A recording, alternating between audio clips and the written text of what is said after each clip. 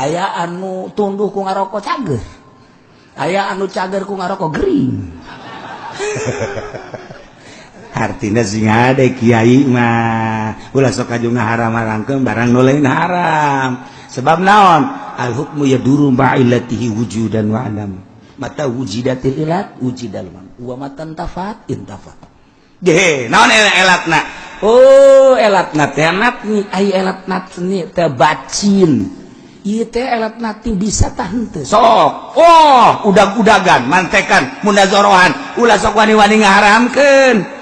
Cenah ieu aya dina kitab tasawuf, lain deui kitab tasawuf jeung fikih. Nek hukuman haram fikih apa ngeuk hukuman make ahli tasawuf. Ayo. Ai ahli tasawuf mah hiji doang nya nama min husni islamil mar'i. Nah eta bae. Tarku malayani. Tidak sawarena bagus. Husni islamil mar'i. Islamna seseorang ninggalkeun perkara anu henteu berfaedah. Atuh lain rokok bae, kancing jas ge di dieu paedahan haram goblok. Kancing jas di naon manfaat eta sia. Aya rokok diharamkeun aya sia make jas aya kancingan. Can tasawuf sia. Tos kitu mah. Aya sia ngaharamkeun ngarokok aya make jas di tukangna make dibelah eta malayani tutup sia.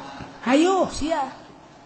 Tarku malayani ayo terus lamun urang cukup dahar ku 3 huap ka 4 haram sebab geus teu berfaedah nanaonan atuh eta tasawuf nu kitu ngaranna mantap kudu boga guru dek tasawuf mah ieu mah diceramahkeun saudara-saudara bahwa kitu rokok itu adalah haram kamakola didalilan kunyana dalil mending mun bener didanyakeun bae urang isi budak bisa ngaji teh kiai pan kolot.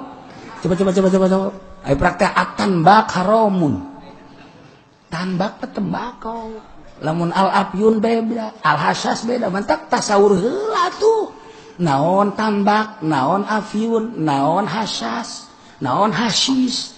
Atuh kudu hiji-hiji ditasawur ulah waka dihukuman. Beuh imana di jelema-jelema, udang-udang nanya gede, ngaharamkeun rokok, make pikir. Wah, enggeus bakal ditinggalkeun umat kajian hukum ge. Nu ninggalkeunna lain umat sa Gusti Allah. Ulah diajian kos kitu mah teu bisa ngaji.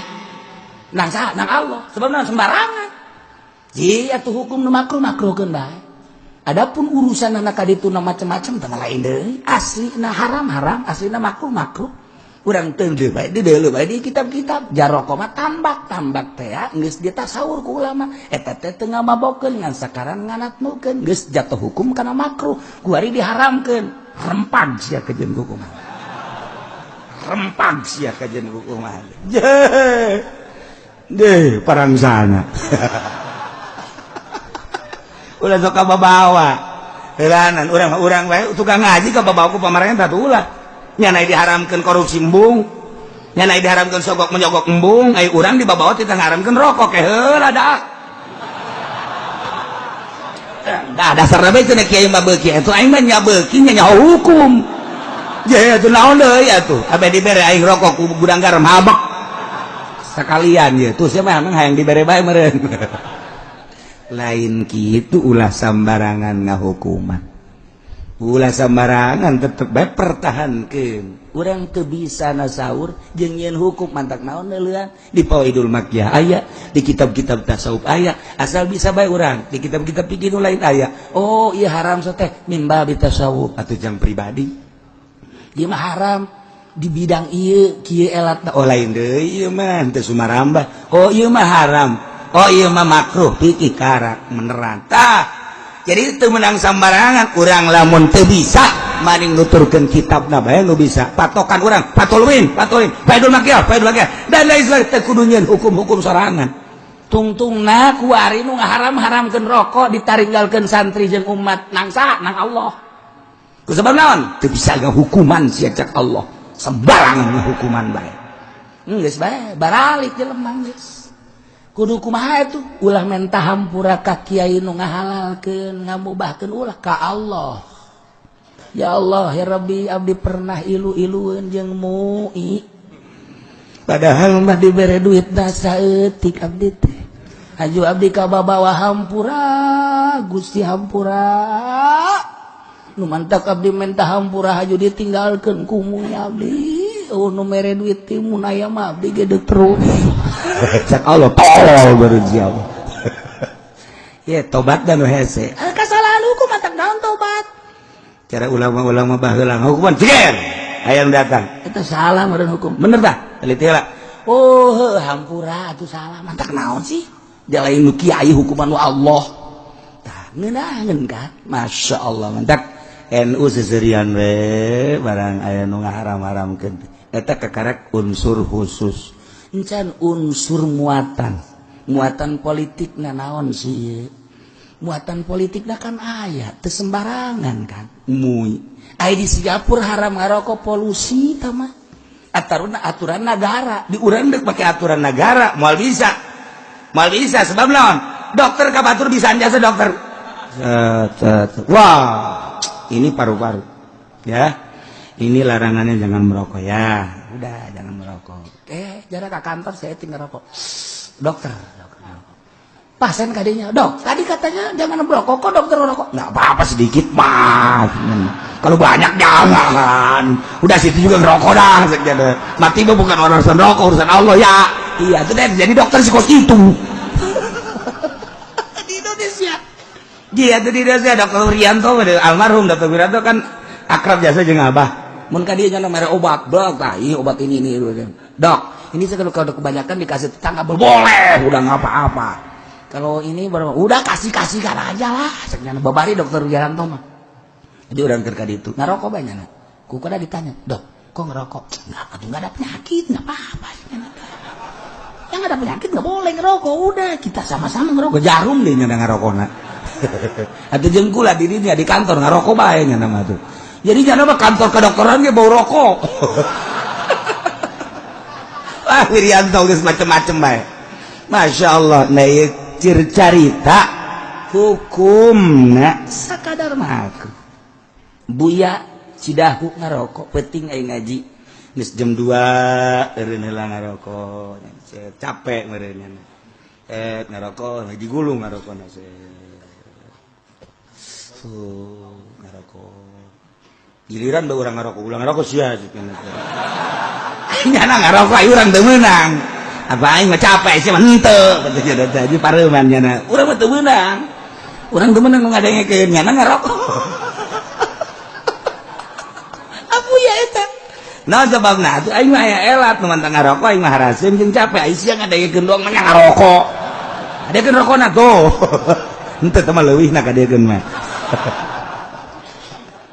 nah eta ngarokok biasa kieu prawira ngarokok maksudnya naon ukuran kadinya jago ngaji ajengan imam guru kula Garut neuk ngadu naon nyana Juman bisa Syamsiah bisa geus puguh kitab-kitab bangsa Alfiah Samarqandi nyana mah aya teh muridna cengkodir teh benda kerep eta gaji khusus di nyana jago ngajina mantap begitu aya anu ngaharamkeun speaker seuri bae nyana ngaharamkeun speaker make naon cenah ngaharamkeun make alat naon maksudna make parabot piki apa parabot tasawuf salila make piki atuh deuk naon nyana mah atuh deuk mana kitabna nu ngaharamkeun speaker mana hadis mana turunkeun cek cenah hayu urang mantekan urang kudu jubanan urang jamu jawamean jago jasa eta kan jago jasa ngajina ngarokok nyana atuh aya sia teu bisa ngaji teu ngarokok maksudna ngaharamkeun gitu itu ngarokok masalah je kene-kene haju teu beuki ngarokok atuh ulah urusan haram teu beuki ngaranna lain deui jadi cenah nanya ka kiai kiai ngarokok teu aing mah nu mentak ngarokok abeh dibere rokok kan lumayan ngajualan rokok bae ge oh sia ajuna mah aing hayang ongko dibere henteu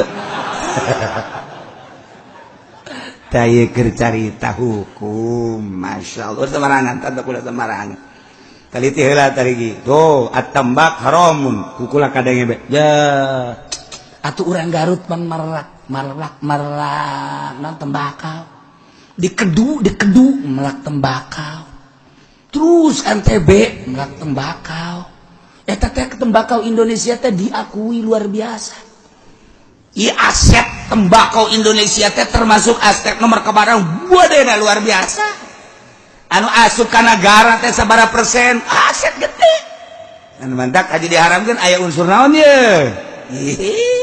aya urusan polusi atuh teh mah undang-undang negara pek bae aya bisa macara Singapura mun ngarokok urang tengah-tengah kota 3 juta namun di pinggir kota 2 juta namun di sisi hotel 1 juta namun di jero kamar 500.000 aya aturan-aturan anak namun endek aya khusus tempat ngarokok taman los urang keur kieu bae ditungguan bae ngarokok ditungguan ku jelema make hejo-hejo isi endek nungguan kuntungnya Pak saya ditugaskan oleh negara untuk ngambil kuntung oh jadi nggak ada tugas orang keur ngarokok bae ditungguan ku nyana tah piceun bae ku urang cokot ku nyana heula ngarokok ya atuh cita tadi bae mentas ya ka aing